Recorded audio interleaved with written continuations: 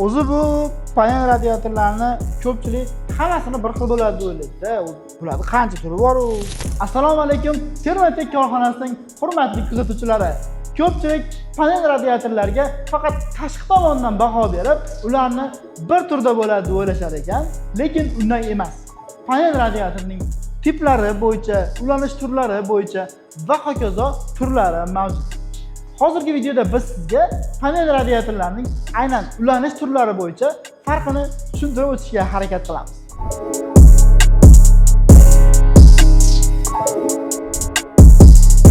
Bu yerda ko'rib turganingiz panel radiatorning ulanishi bo'yicha ikki xil turi.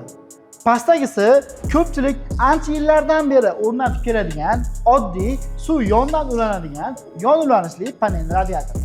Tepadagisi bo'lsa suv ostidan ulanadigan ostki ulanishli panel radiator hisoblanadi.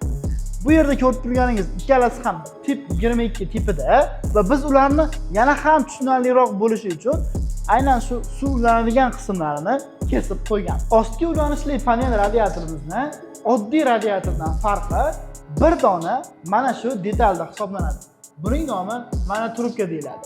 Aynan shu detal ishlab chiqarish jarayonida radiatorning mana shu qismiga qo'yiladi va bu detal yordamida panel radiatorimizga suv ostdan kiradi va yuqoriga chiqib, butun radiator bo'ylab tarqab, yana ostidan chiqib ketishiga aynan mana shu detal yordam beradi. Yaqingacha ham ostki ulanishli panel radiatorlarni O'zbekiston bozorlaridan topish biroz qiyin bo'lgan.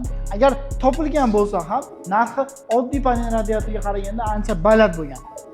Hozirgi kunda bo'lsa Termatek korxonasi ostki ulanishli panel radiatorlarni keng ko'lamda ishlab chiqaradi va siz butun O'zbekiston Respublikasi bo'ylab panel radiatorlarning aynan ostki ulanishli turini topishda hech qanday muammoga duch kelmaysiz. Termatek yuragida o'ti bor radiator.